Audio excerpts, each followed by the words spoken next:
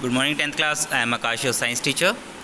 बेटा हम 12th chapter discuss कर रहे हैं इलेक्ट्रिसिटी, जिसमें मोस्ट ऑफ टॉपिक हम कंप्लीट कर चुके हैं और लास्ट वीडियो में हमने कंप्लीट किया है register in parallel combination.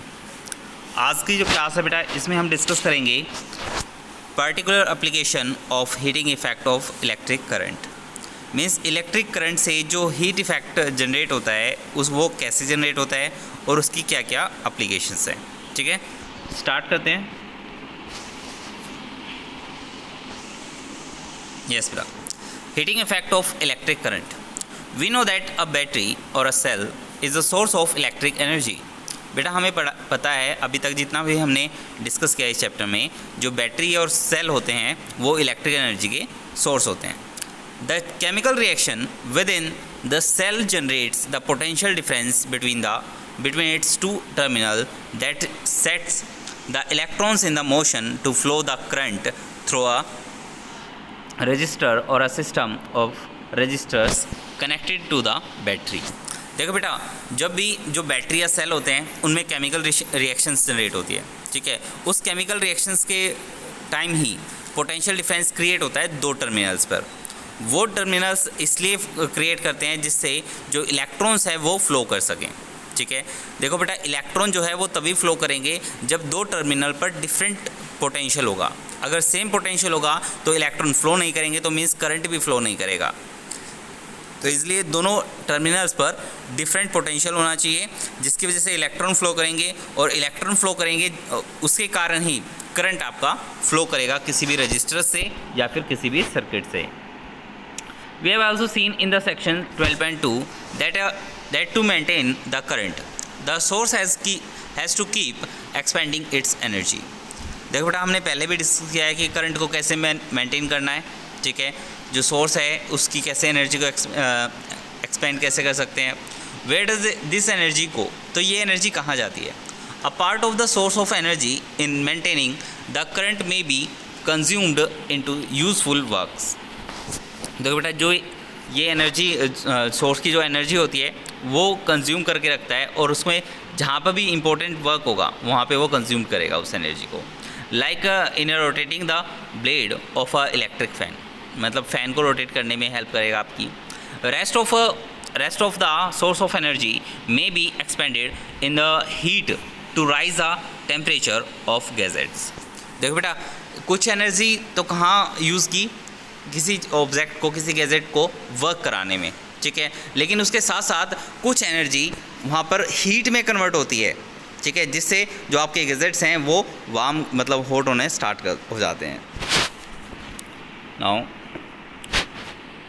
We often observe this in our very everyday life. आप बेटा इसको अपनी डेली की लाइफ में देख सकते हो। For example, the electric fan becomes warm if used continuously for longer time etcetera.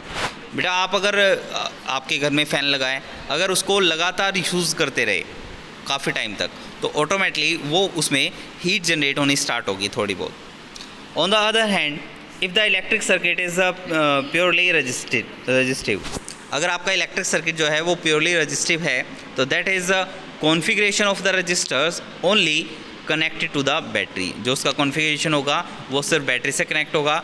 The source energy continuously get dissipated entirely in the form of heat. देखो, सिर्फ अगर आप रजिस्टर को बैटरी से कनेक्ट करते हो तो वहाँ पर क्या होगा, वहाँ पर सिर्फ हीटिंग इफेक्ट आएगा। ठीक है, वो जो रजिस्टर होगा वो सिर्फ हीट क्रिएट करेगा और वो कुछ नहीं कर सकता। This is known as a heating effect of electric current. इसी को हम heating effect of electric current कहते हैं कि अगर कहीं पर रेजिस्टेंस ज़्यादा होने की वजह से जब करंट फ्लो करने में प्रॉब्लम कर रहा है, तो वो एनर्जी वहाँ पर हीट में कन्वर्ट हो जाती है और वो हीटिंग इफेक्ट देना स्टार्ट कर देती है। This effect is utilise in device such as electric heater, electric iron etcetera. इसी एप्लीकेशंस को बेटा हम इलेक्ट्रिक हीटर में यूज़ करते हैं, जिससे पानी गर्म करते हैं।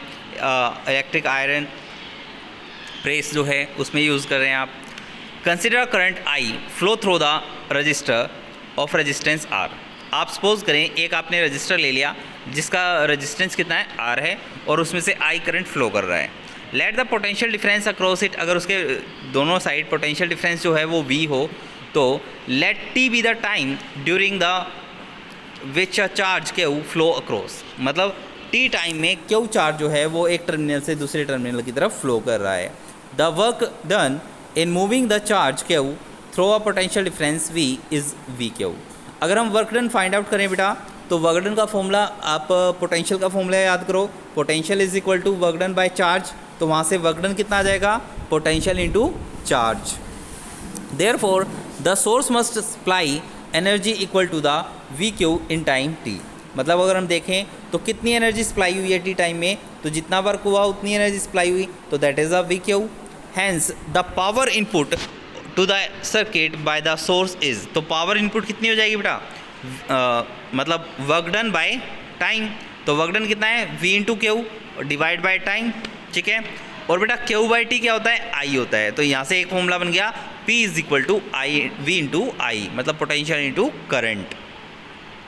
और the energy supplied to the circuit by the source in time T, अगर टी टाइम में किसी सोर्स से एनर्जी सप्लाई की जा रही है तो इंटू टाइम, और पावर कितनी अभी निकाली है, वी इंटू आई, तो V into I into T. What happen to this energy expended by the source, this energy gets dissipated in the resistor as heat। ये एनर्जी जो है बेटा वो किस फॉर्म में आ रही है, हीट में, हीट की फॉर्म में आ रही है, इसलिए इसको इंट्रोड्यूस कैसे करेंगे, H से, ठीक है। H is equal to V into I into T. देखो ये एक सिंपल फॉर्मूला है हीट एनर्जी का, V potential, I current, T is a time. Clear. आगे बेटा अप्लाइंग ओम्स लॉ, अब दोबारा से अगर ओम्स लॉ अप्लाई करेंगे तो ओम्स लॉ क्या होता है बेटा, V is equal to I into R, ठीक है। उस वैल्यू को दोबारा पुट करोगे तो आपके पास क्या आ जाएगा, H is equal to I square R T. This is the formula of Joule's law of heating, ठीक है, Joule's law of heating effect, इसी फॉर्मूले को हम Joule's law of heating effect बोलते हैं। तो आप इसको अंडरलाइन करना है और याद भी रखना है, इसी के बेसिस पे आप क्वेश्चन सोल्व करोगे। The law implies that heat produce in a resistor is, मतलब जो हीट प्रोड्यूस हो रही है रजिस्टर में वो किस किस पर डिपेंड करती है। तो फर्स्ट फैक्टर क्या है बेटा, directly proportional to the square of current to for a given resistance, मतलब जो रेजिस्टेंस में करंट फ्लो कर रहा है उसके स्क्वायर के डायरेक्टली प्रोपोर्शनल है। Second point, directly proportional to the resistance for a given current, मतलब जो उसमें करंट है वो भी उसके डायरेक्टली प्रोपोर्शनल होता है हीट एनर्जी के। जितनी हीट एनर्जी, मतलब जितना करंट इंक्रीज़ होगा उतनी हीट एनर्जी इंक्रीज़ होगी। थर्ड पॉइंट बेटा, directly proportional to the time, मतलब जितने टाइम के लिए वो प्रोसेस होगी उतनी हीट एनर्जी आपकी ज़्यादा क्रिएट होगी। Clear. Now in particular situation when the electric appliance is connected to known voltage source is used after the calculating the current through it using the relation I is equal to V by R, मतलब current की relation निकालने के लिए आप Ohm's law के से I is equal to V by R का formula use कर सकते हो, ठीक है। देखो बेटा इसके ऊपर डिपेंडेंट कुछ न्यूमेरिकल्स हैं, आप देख सकते हैं। फर्स्ट है बेटा example 12.10, an electric iron consumes energy at the rate of 840 watt when heating is the maximum rate 360 watt when the heating is at minimum, the voltage is 220 volt, what are the current and the resistance in each case, मतलब दोनों case में आपने current निकालना है और resistance निकालना है। तो सबसे पहले हम इसमें जो यूज़ करने वाले हैं क्या यूज़ करेंगे, P is equal to V into I, तो क्योंकि करंट निकालना है तो I इज इक्वल टू क्या हो जाएगा, पावर बाय वोल्टेज। अब first case when heating is the maximum rate, अगर मैक्सिमम रेट से हीटिंग हो रही है मीन्स 840 तो आपकी पावर है और 220 वोल्ट है, तो आप डिवाइड कर दोगे तो आपका करंट कितना आएगा, 3.82 एम्पियर। सेकंड के लिए बेटा अब रेजिस्टेंस निकालना है अगर मैक्सिमम में तो R is equal to V by I, V कितना है 220 वोल्ट, करंट कितना है 3.82, डिवाइड कर दोगे तो 57.60 ओम, ठीक है। सेकंड पार्ट भी ऐसे ही है बेटा, ये आप खुद कर सकते हैं जैसे मैंने अभी सिखाया आपको। एक नेक्स्ट क्वेश्चन है बेटा, 100 joule of heat is produced each second in 4 ohm resistor, मतलब बेटा 100 जूल ऑफ हीट जो है वो हर सेकंड में, ईच सेकंड में प्रोड्यूस हो रही है 4 ओम रजिस्टर के कारण। Find the potential difference across it, इसके अकॉर्डिंग पोटेंशियल निकालना है। तो आपके पास हीट एनर्जी मिल गई, देखो जो पहले गिवन होता है वो लिख लेते हैं। एच मिल गया आपको 100 जूल, रेजिस्टेंस मिल गया 4 ओम, टाइम मिल गया 1 सेकेंड, वोल्टेज निकालनी है या पोटेंशियल निकालना है। तो आपको फॉर्मूला कौन सा यूज़ करोगे, H is equal to I square R T, ठीक है। वहाँ से आप I की वैल्यू निकालो, ठीक है, under the root H by R T. तो 100 डिवाइड बाई 4 इंटू 1, तो यहाँ से 4 से कैंसिल हो जाएगा, 25 पे अंडर रूट है तो 5 आ जाएगा, तो करंट आ गया बेटा 5 एम्पियर। फिर पोटेंशियल निकालना है तो ओम्स लॉ यूज़ करो, V is equal to I R, I कितना है 5 और R कितना है 4, तो पोटेंशियल कितना आ गया 20 वोल्ट। क्लियर बेटा, होप सो आपको न्यूमेरिकल समझ में आए होंगे। इन न्यूमेरिकल्स की प्रैक्टिस करनी है बेटा, और इस चैप्टर को अच्छे से पढ़ना है, समझना है, ठीक है। कल की वीडियो में बेटा लास्ट हमारा इस चैप्टर का लास्ट टॉपिक होगा, उसके बाद आपको क्वेश्चन आंसर भी मिल जाएंगे, उसको आप कंप्लीट करें, ठीक है। थैंक यू, आज के लिए इतना ही बेटा, थैंक यू एंड बाय।